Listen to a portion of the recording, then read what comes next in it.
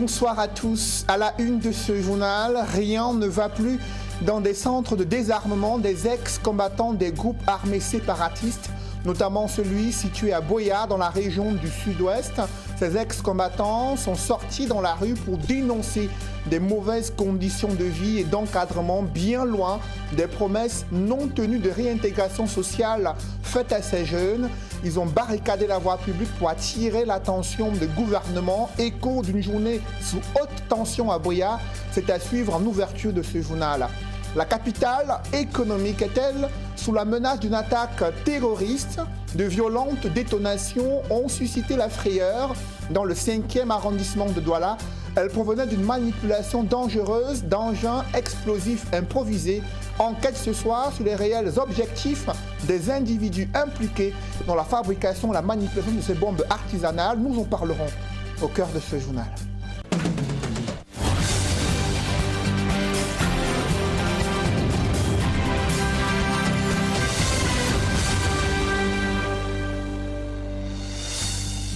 Merci de suivre cette édition complète de l'information sur Equinox Télévision. Des centres de désarmement et de démobilisation jouent-ils vraiment leur rôle dans le processus d'intégration et de réinsertion des jeunes ex-combattants des groupes armés séparatistes? La question se pose ce lundi, jour de grogne à Buea, jour de grogne de ces ex-membres des groupes armés séparatistes. Ils ont posé des barricades sur la voie publique pour dénoncer de mauvaises conditions d'encadrement et des mauvaises conditions de vie. Les promesses de réinsertion sociale n'ont pas été tenues. Jusqu'ici, ils peinent à se nourrir, disent-ils. Malgré l'intervention des autorités administratives et d'un cordon de sécurité, les autorités ont eu du mal à faire baisser la colère de ces ex-combattants des groupes armés séparatistes à Buea. Le récit des faits avec Cédric Ding.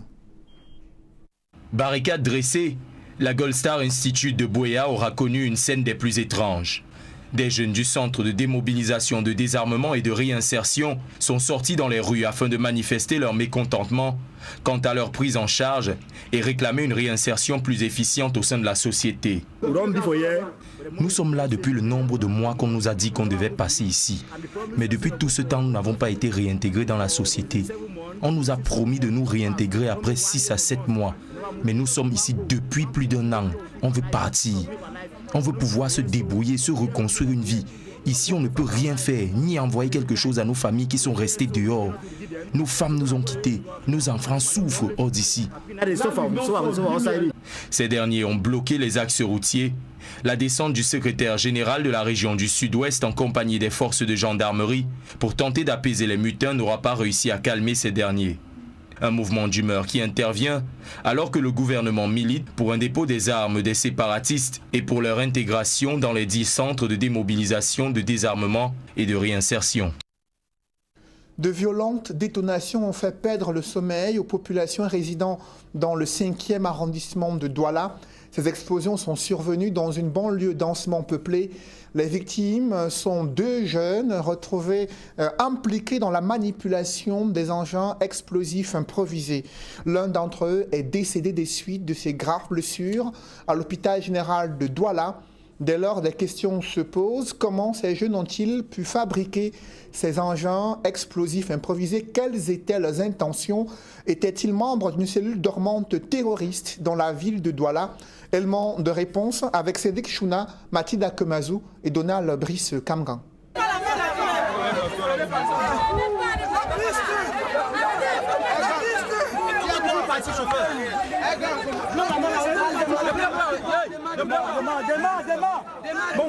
Sur cette vidéo amateur, les 2 hommes brûlés au 3e degré par l'explosion. Dans un état critique, ils sont transportés pour l'hôpital général de Douala. Dimanche après-midi, de fortes détonations sont entendues dans cette concession.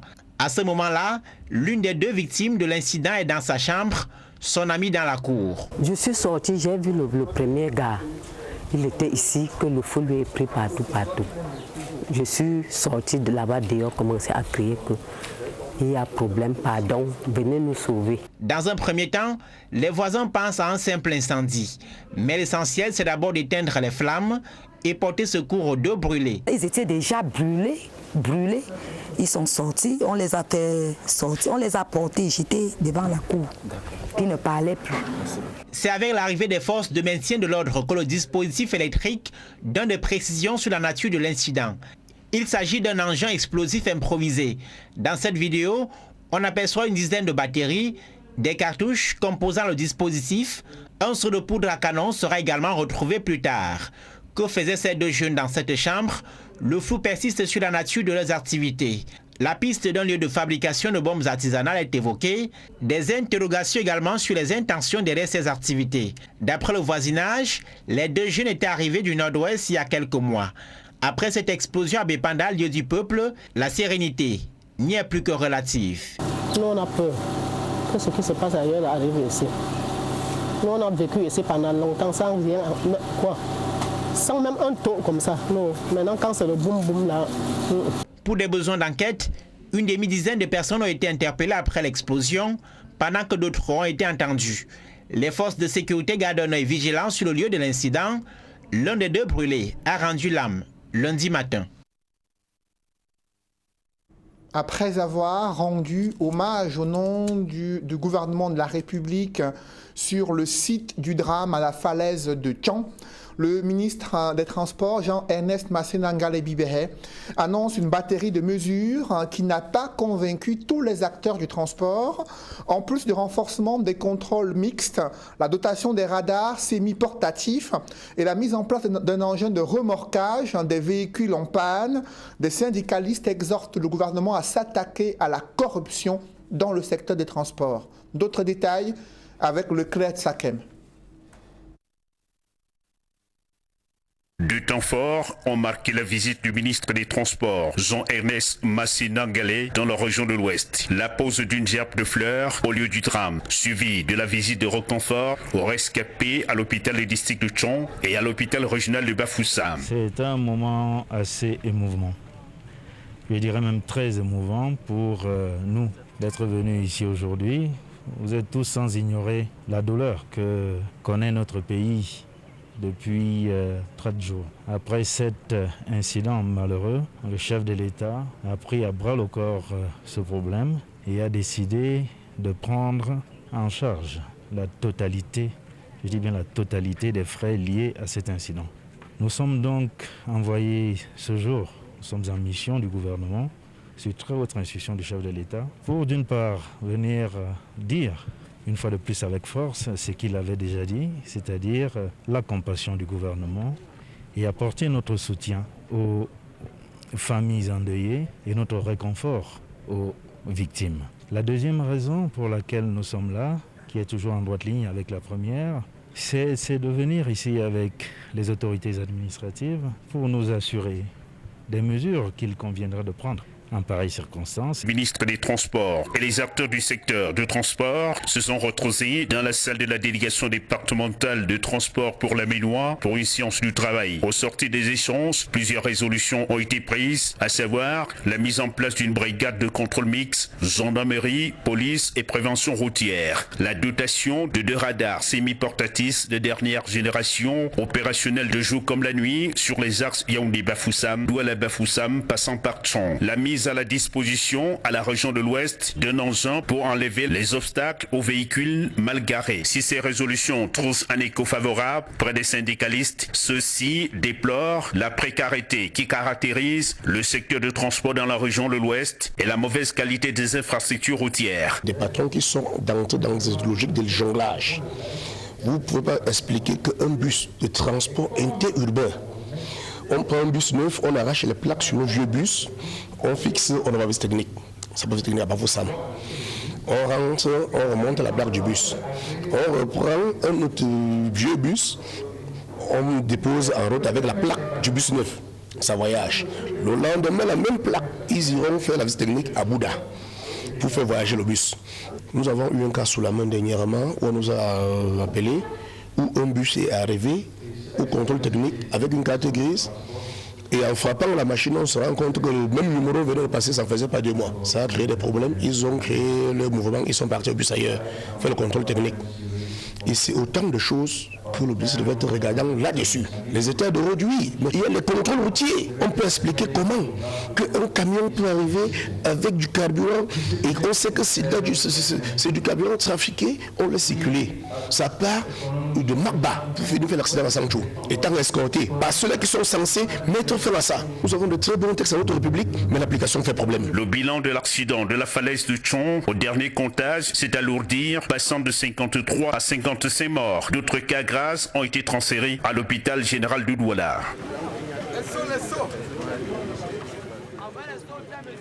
Dans un premier temps, le gouvernement attend à envisager l'encadrement des voyages de nuit après ce grave accident suivi d'un violent incendie survenu à la falaise de Tian. Cette mesure gouvernementale a suscité de vives critiques au sein de l'opposition. Ils ont dénoncé les acteurs politiques, le fait que c'est une fuite en avant de la part du gouvernement qui ignore les causes profondes du drame survenu sur la falaise de Tian, notamment cette camionnette transportant du carburant issu de contrebande et qui bénéficiait d'un accompagnement de la part des hommes en tenue, mais aussi le problème des infrastructures routières et la lutte contre la corruption dans le secteur des transports. Cependant, ceux qui sont membres du parti au pouvoir estiment que le gouvernement peut prendre toutes les mesures nécessaires pour préserver la vie de ses concitoyens. Le regard croisé des politiques sur la gestion après ce grave accident, c'est avec Flavien Valondongo. L'interdiction des voyages de nuit sur les axes Douala-Bafoussam ou Bafoussam-Yaoundé suffirait-il à réduire le nombre d'accidents sur nos routes? Cette mesure, née au lendemain du drame de la falaise de Foréké à l'ouest du Cameroun, suscite un débat contradictoire au sein de la classe politique au Cameroun. Le problème n'est pas qu'on circule la nuit ou qu'on circule le jour. Le problème, c'est est-ce que l'État prend suffisamment ses responsabilités? Il y a une loi sur la liberté d'aller et venir. Le ministre des Transports ne peut pas prendre une décision de restreindre cette liberté. Ce serait une décision qui viole la loi. Je pense qu'il faut plutôt réfléchir sur les causes réelles des accidents. Des accidents, on en compte tous les jours sur nos routes. Le Social Democratic Front pense qu'il faut des mesures fortes et non cosmétiques, par exemple l'interdiction des voyages de nuit. Au sein du parti au pouvoir, l'on estime que la réduction du taux d'accident n'incombe pas qu'aux décideurs. C'est élémentaire de venir dire que le ministre des Transports va violer la liberté d'aller et de venir alors qu'il y a des mesures de police. On dit de ne pas faire de surcharge, on dit de ne pas ramasser les gens en route. Ils auraient pu prendre des terroristes et que ceux-ci allaient, n'est-ce pas, abattre tous les voyageurs. Il y a ce cas. Donc c'est un incident qui arrive de manière naturelle. Ça ne veut pas dire que vous allez impliquer l'État. Pour le MRC et alliés, le gouvernement est au cœur de tous ces scandales. Le mauvais état des routes, le non-respect des contrôles routiers de qualité par des fonctionnaires véreux, tout cela rentre dans les causes des morts enregistrées sur nos routes et non l'interdiction des voyages de nuit. Ce ministre sait pertinemment que dans la culture des populations de l'Ouest, du Nord-Ouest et du Sud-Ouest, les voyages de nuit font partie de leurs habitudes de vie.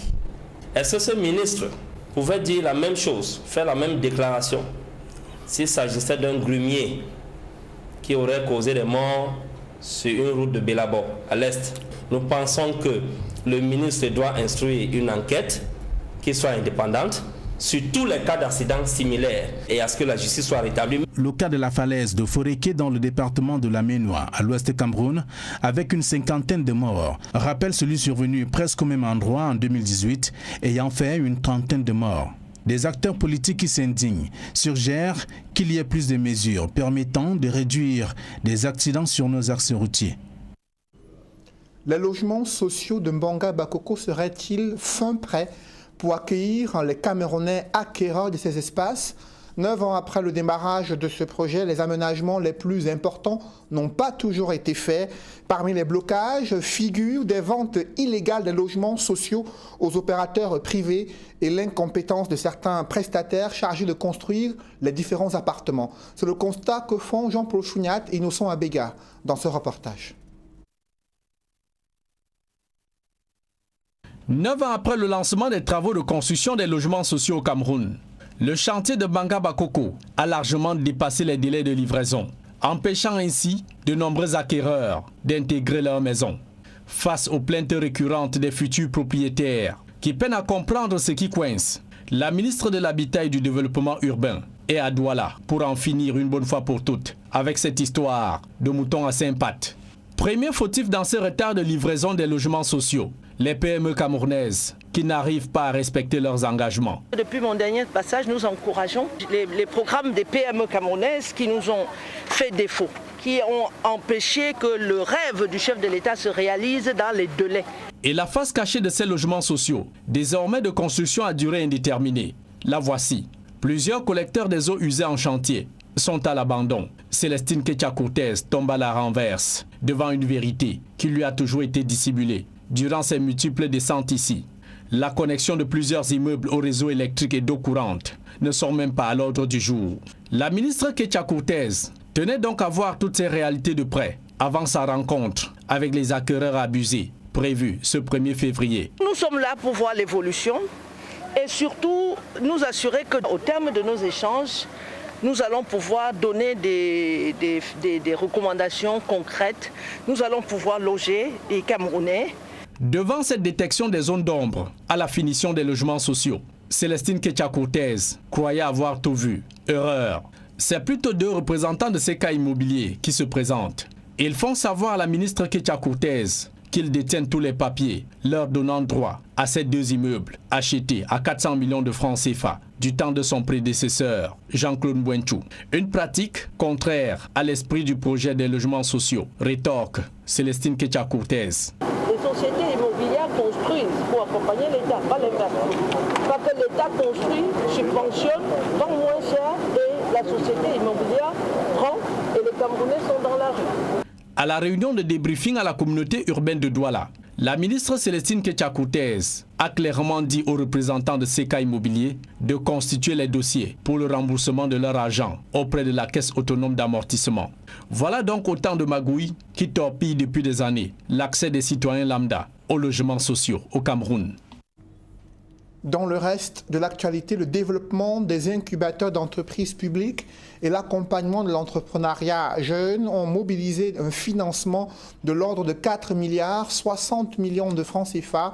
Ces chiffres du ministre des PME, Achille Basilekine III, illustrent des besoins importants pour assurer la pérennité des PME dans un contexte où elles sont frappées à la fois par la crise sanitaire et les effets dévastateurs de la crise anglophone. Autre explication avec Joël Essengue et Ike Cyril.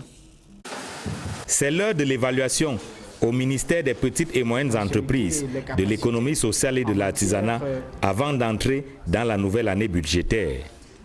Pour 2020, selon le MINMESA, un accent a été mis sur l'opérationnalisation des incubateurs d'entreprises publiques au Cameroun. En 2020, il m'a été donné de visiter un certain nombre d'incubateurs des universités, aussi bien à Douala, à Kangaoundéré, et naturellement l'école polytechnique ici à Yaoundé, Subvalor.